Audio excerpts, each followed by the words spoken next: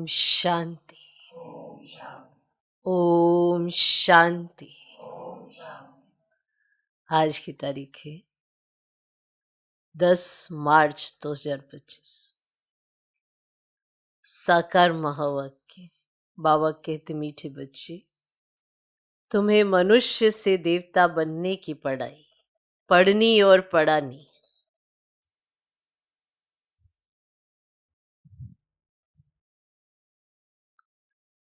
तुम्हें मनुष्य से देवता बनने की पढ़ाई पढ़नी और पढ़ानी। सबको शांति धाम और सुखधाम का रास्ता बताना है। सबको शांति धाम और सुखधाम का रास्ता बताना है।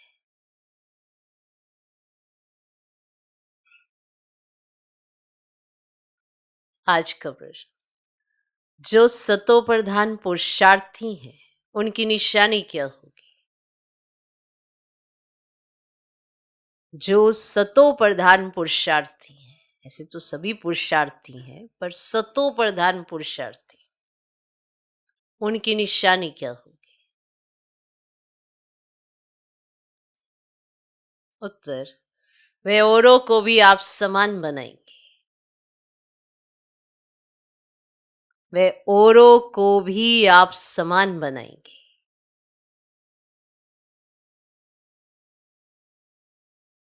वे बहुतों का कल्याण करते रहेंगे। वे बहुतों का कल्याण करते रहेंगे। ज्ञान धन से झोली भरकर दान करेंगे। ज्ञान धन से झोली भरकर दान करेंगे। 21 जन्मों के लिए वर्षा लेंगे और दूसरों को भी दिलाएंगे।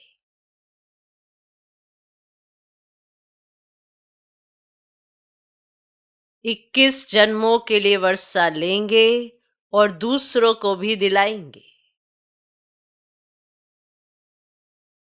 जो सतो प्रधान पुरुषार्थी हैं उनकी निशानी क्या होगी? उत्तर, वे औरों को भी आप समान बनाएंगे। वे बहुतों का कल्याण करते रहेंगे। ज्ञान धन से झोली भरकर दान करेंगे। 21 जन्मों के लिए वर्षा लेंगे और दूसरों को भी दिलाएंगे। आज का गीत है ओम नमः शिवाय। ओम शांति। भक्त जिसकी महिमा करते हैं, तुम उनके सम्मुख बैठे हो तो कितनी खुशी होनी चाहिए। भक्त जिनकी महिमा करते हैं, तुम उनके सम्मुख बैठे हो तो कितनी खुशी होनी चाहिए। उनको कहते हैं शिवाय नमः। तुमको तो नमन नहीं करना है। बाप को बच्चे याद करते हैं, नमन कभी नहीं करते। ये भी बाप है, इनसे तुमको वर्षा मिलता है, तुम नमन नहीं करते हो, याद करते हो। जीव की आत्मा याद करती है, बाप ने इस तन का लोन लिया है, वे हमको रास्ता बता रहे हैं। बाप से बेहद का वर्षा कैसे लिया जाता है, तुम भी अच्छी रीति जानते हो। सतयुग है सुखधाम और जहां आत्माएं रहती हैं उसको कहा जाता है शांति धाम। तुम्हारी बुद्धि में है कि हम शांति धाम के वासी हैं। इस कलयुग को कहा ही जाता है दुख धाम। तुम जानते हो हम आत्माएं अब स्वर्ग में जाने के लिए, मनुष्य से देवता बनने के लिए पढ़ रही हैं। ये लक्ष्मी नारायण देवताएं हैं ना। मनुष्य से देवता बनना है नई दुनिया के लिए, तो बाप द्वारा तुम पढ़ते हो। जितना पढ़ेंगे, पढ़ाई में पुरुषार्थ कोई का तीखा होता है, कोई का ढीला होता है। सतो प्रधान पुरुषार्थी जो होते हैं वे दूसरे को भी आप समान बनाने का नंबरवार पुरुषार्थ कराते हैं, बहुतों का कल्याण करते हैं। जितना धन से झोली भरकर और दान करेंगे उतना फायदा होगा। मनुष्य दान करते हैं, उसका दूसरे जन्म में अल्पकाल के लिए मिलता है। उसमें थोड़ा सुख, बाकी तो दुख ही दुख है। तुमको तो 21 जन्मों के लिए स्वर्ग के सुख मिलते हैं। कहाँ स्वर्ग के सुख, कहाँ ये दुख। तो बेहद के बाप द्वारा तुमको स्वर्ग में बेहद का सुख मिलता है। ईश्वर अर्थ दान पुण्य करते हैं ना, तो वह है इनडायरेक्ट। अभी तुम तो समुख हो ना। अब बाप बैठ समझाते हैं, भक्ति मार्ग में ईश्वर अर्थ दान पुण्य करते तो दूसरे जन्म में मिलता है।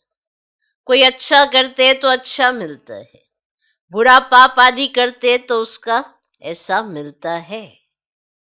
यहाँ कलयुग में तो पाप ही होते रहते हैं, पुण्य होता ही नहीं। करके अल्पकाल के लिए सुख मिलता है। अभी तो तुम भविष्य 21 जन्मों, माना सतयुग में 21 जन्मों के लिए सदा सुखी बनते हो। उसका नाम ही है सुखधाम। प्रदर्शनी में भी तुम लिख सकते हो कि शांति धाम और सुखधाम का ये मार्ग है। शांति धाम और सुखधाम में जाने का सहज मार्ग। अभी तो कलयुग है ना, कलयुग से सतयुग, पतित दुनिया से पावन दुनिया में जाने का सहज रास्ता, बिगर कोड़ी खर्चा। बिगर कोड़ी खर्चा, कुछ खर्चा आपने तो मनुष्य समझे, क्योंकि पत्थर बुद्धि है ना। बाप बिल्कुल सहज करके समझाते हैं। इसका नाम ही है सहज राजयोग, सहज ज्ञान। बाप तुम बच्चों को कितना सेंसिबल बनाते। ये लक्ष्मी नारायण सेंसिबल है ना। बस श्री कृष्ण के लिए क्या क्या लिख दिया है, वे है झूठे कलंक। श्री कृष्ण कहता है, मैया मैं नहीं माखन खायो। अब इसका भी अर्थ नहीं समझते। मैं नहीं माखन खायो तो बाकी खाया किसने? बच्चे को दूध पिलाया जाता है, बच्चे माखन खाएंगे या दूध पिएंगे? ये जो दिखाया है मटकी फोड़ी आदि आदि, ऐसी कोई बातें है नहीं। वो तो स्वर्ग का फर्स्ट प्रिंस है। महिमा तो एक शिव बाबा की ही है, दुनिया में और किसकी महिमा है ही नहीं। इस समय तो सब पतित है, परंतु भक्ति मार्ग की भी महिमा है। भक्तमाला गाई जाती है। फीमेल्स में मीरा का नाम है और मेल्स में नारद मुख्य गाया हुआ है। तुम जानते हो, एक है भक्तमाला और दूसरी है ज्ञान की माला।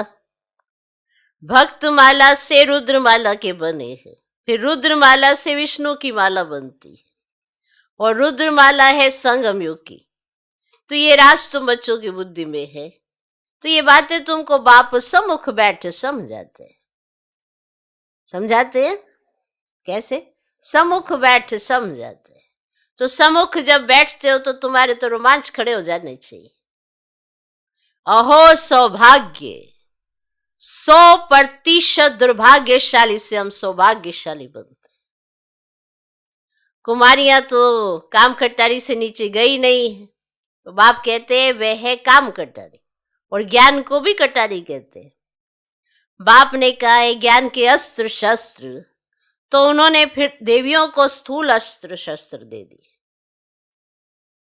तो वह तो है हिंसक चीजें, और मनुष्य को ये पता ही नहीं है कि स्वदर्शन चक्र क्या है।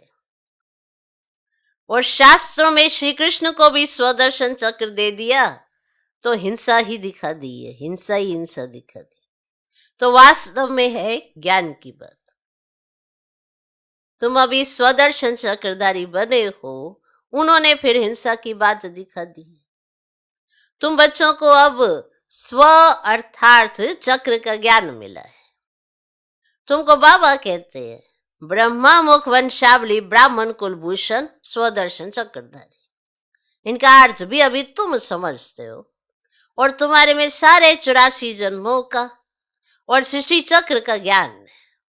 तो पहले सत्युग में एक सूर्यवंशी धर्म है, फिर चंद्रवंशी, और दोनों को मिलाकर स्वर्ग कहा जाता है। तो ये बातें तुम्हारे में भी नंबरवार सबकी बुद्धि में। जैसे तुमको बाबा ने पढ़ाया है, तुम पढ़कर होशियार हुए हो, अब तुमको फिर औरों का कल्याण करना है, स्वदर्शन चक्रधारी बनना है। जब तक ब्रह्मा मुख वंशावली नहीं बने तो शिव बाबा से वर्षा कैसे ले? अभी तुम बने हो ब्राह्मण, तो वर्षा शिव बाबा से ले रहे हो, ये भूलना नहीं चाहिए, पॉइंट नोट करनी चाहिए। ये सीढ़ी है 84 जन्मों की, और सीढ़ी उतरने में तो सहज होती है, उतरने में तो सहज होती है ना, वो जब चढ़ते हैं तो उतरने में तो सहज है ना सीढ़ी।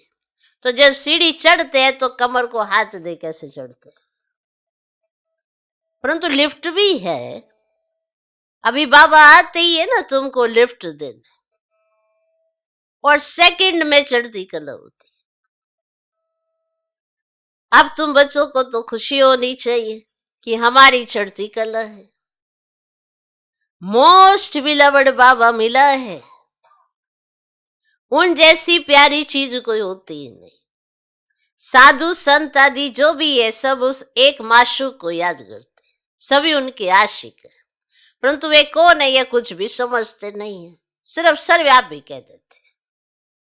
तो तुम अभी जानते हो कि शिव बाबा हमको इन द्वारा पढ़ाते हैं, और शिव बाबा को अपना शरीर तो है नहीं, वह है परमात्मा। परम आत्मा माना परमात्मा, तो जिसका नाम है शिव, बाकी सब आत्माओं के शरीर पर नाम अलग अलग पड़ते हैं। तो एक ही परमात्मा है जिसका नाम शिव है। फिर मनुष्यों ने अनेक नाम रख दिए हैं, भिन्न भिन्न मंदिर बनाए हैं। अभी तुम अर्थ समझते हो, है ना। बॉम्बे में बाबूरी नाथ का मंदिर है, इस समय तुमको कांटों से फूल बनाते हैं, विश्व के मालिक बनाते हैं। तो पहली बात मुख्य यह है ना कि हम आत्माओं का बाप एक है, तो उनसे ही भारतवासियों को वर्षा मिलता है। तो भारत के ये लक्ष्मी नारायण मालिक है ना, ये भारत के लक्ष्मी नारायण मालिक है ना, चीन के तो नहीं है ना,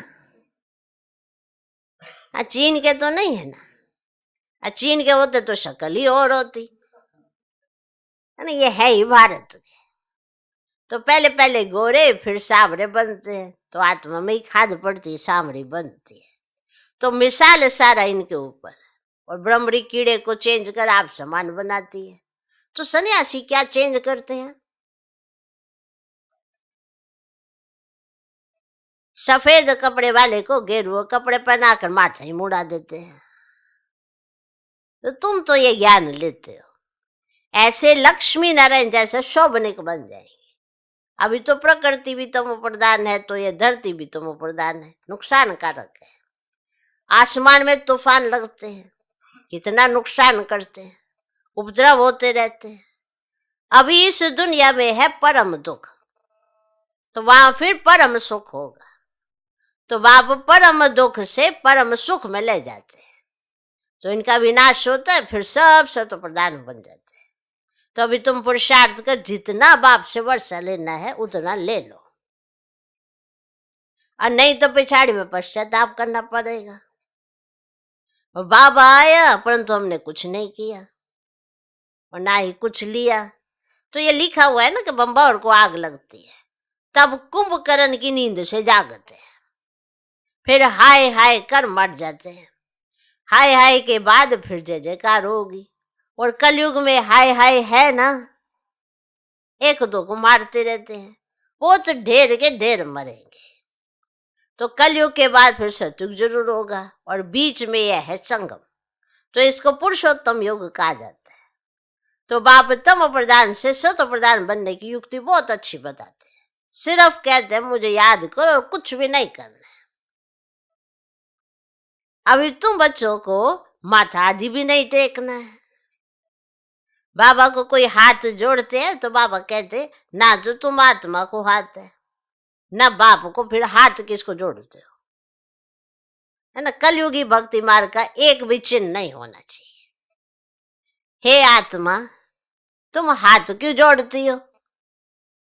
सिर्फ मुझ बाप को याद करो। याद का मतलब कोई हाथ जोड़ना नहीं है। और मनुष्य तो सूर्य को भी हाथ जोड़ेंगे, कोई महात्मा को भी हाथ जोड़ेंगे, और तुमको हाथ जोड़ना नहीं है। अब यह तो मेरा लोन लिया हुआ तन है, परंतु कोई हाथ जोड़ते तो रिटर्न में जोड़ना पड़ता है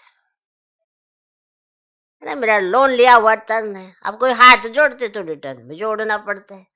तुमको तो ये समझना है ना कि हम आत्मा है, हमको इस बंधन से छूट कर वापिस घर जाना है। इनसे तो जैसे नफरत आती है, इस पुराने शरीर को छोड़ देना है। तो जैसे सर्प का मिसाल है ना, तो भ्रमरी में भी कितना अक्ल है जो कीड़े को भ्रमरी बना देती है।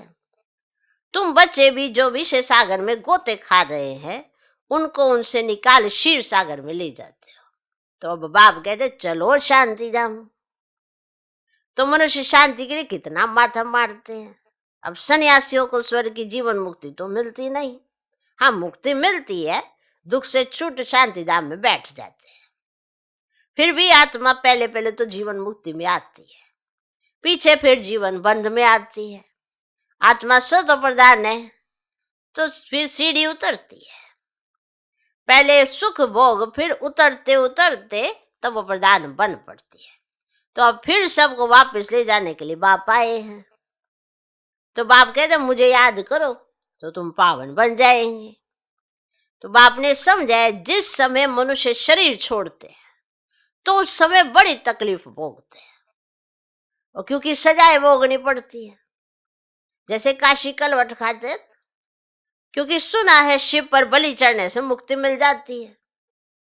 तुम अभी बलि चढ़ते हो ना, तो भक्ति मार्ग में भी फिर वह बातें चलती है। तो शिव पर जाकर बलि चढ़ते हैं। तो अब बाप समझाते हैं वापिस तो कोई जा नहीं सकते। हाँ, इतना बलि आर जाते तो पाप कट जाते हैं, फिर हिसाब किताब नए से शुरू होता है। तुम इस सृष्टि चक्र को जान गए हो। इस समय सब की उतरती कला है।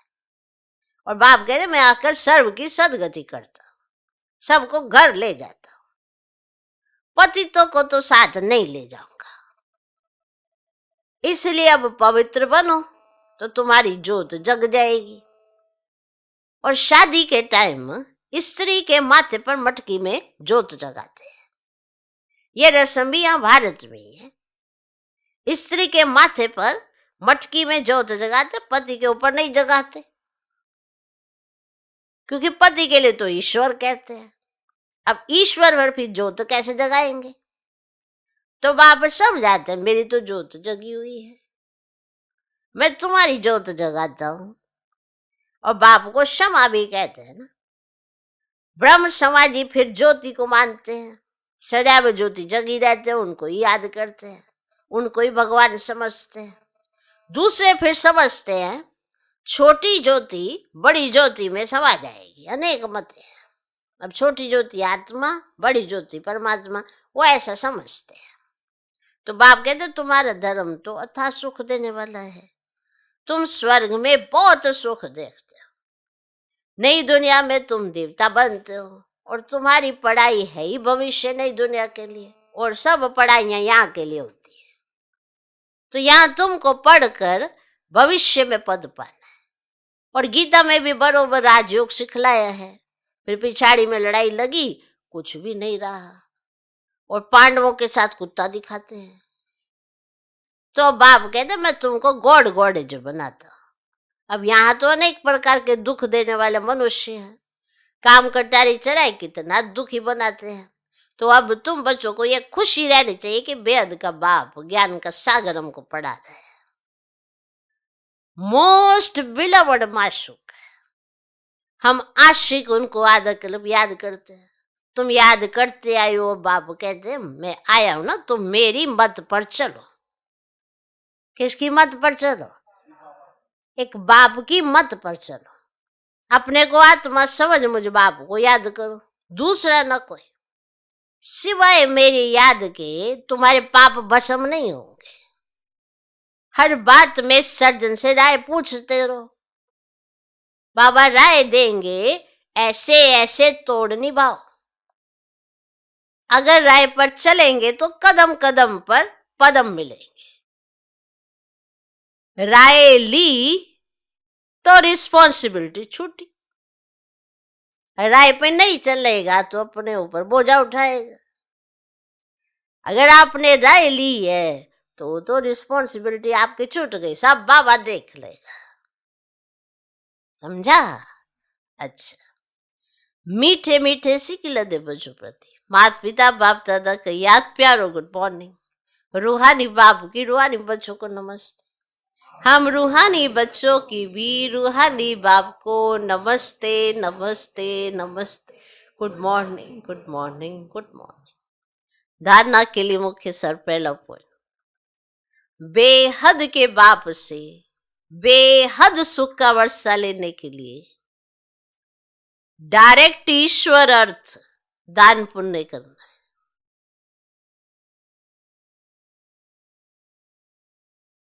बेहद के बाप से बेहद सुख का वर्षा लेने के लिए डायरेक्ट ईश्वर अर्थ दान पुण्य करना है। ज्ञान धन से झोली भरकर सबको देना है।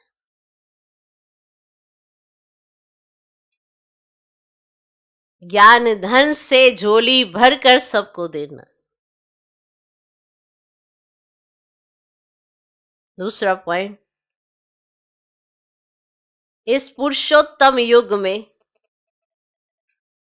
स्वयं को सर्व बंधनों से मुक्त कर जीवन मुक्त बनना है।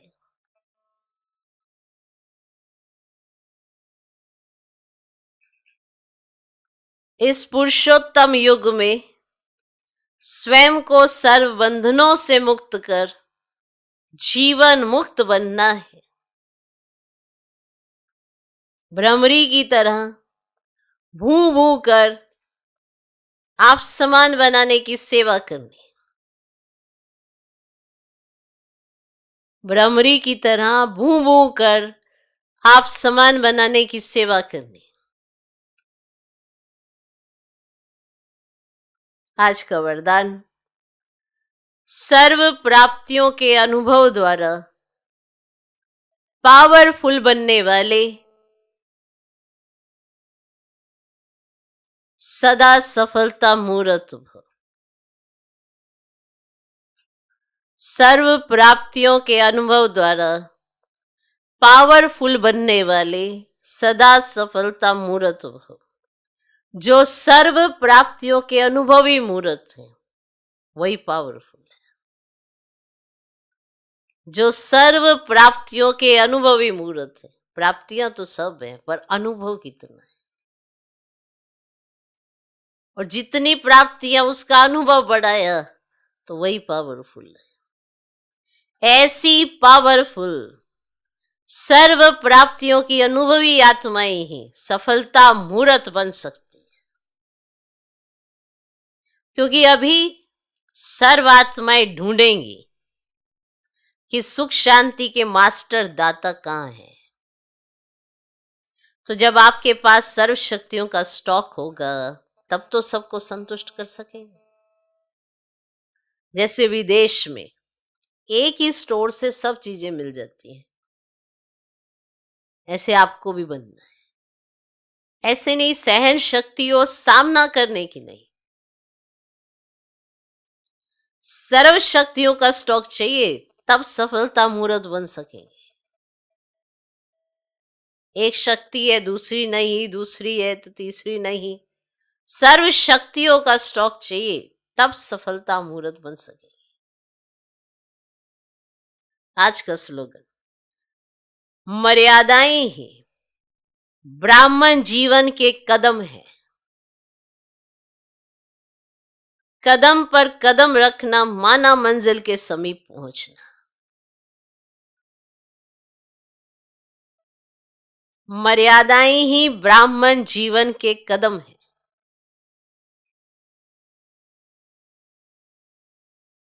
जो भी मर्यादाएं बाप ने हम सब बच्चों के लिए रखी हैं वो हमारे कदम पर कदम आगे बढ़ने का साधन है। मर्यादा पूर्वक जीवन अगर हम जीते हैं तो हम आगे बढ़ते हैं, पीछे नहीं हटते। तो मर्यादाएं ही ब्राह्मण जीवन के कदम है। कदम पर कदम रखना माना मंजिल के समीप पहुंचना। आगे बढ़ेंगे, आगे चलेंगे तो मंजिल तक पहुंचेंगे। तो मर्यादाओं पर चलना माना कदम पर कदम रखना। अव्यक्तिशर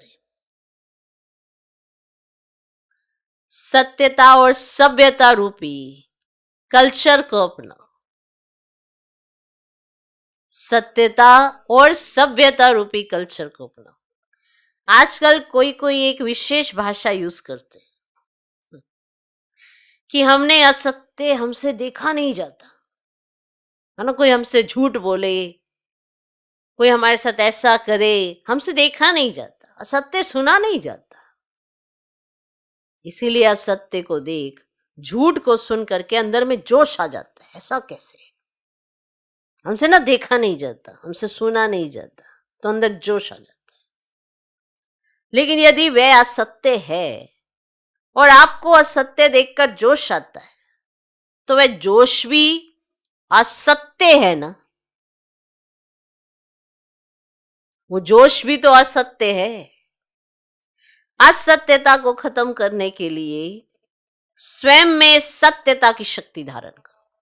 पहले स्वयं तो वैसे बनो। अगर आप असत्यता को खत्म करना चाहते हैं तो स्वयं में सत्यता की शक्ति धारण करो। ये कहना कि कोई आपके सामने झूठ बोले, कोई ऐसा करे वैसा करे, आपको जोश आ जाता है, आप आवेश में आ जाते हैं, तो फिर आप भी तो असत्य हैं। तो असत्यता को खत्म करने के लिए स्वयं में सत्यता की शक्ति धारण करो। ओम शांति।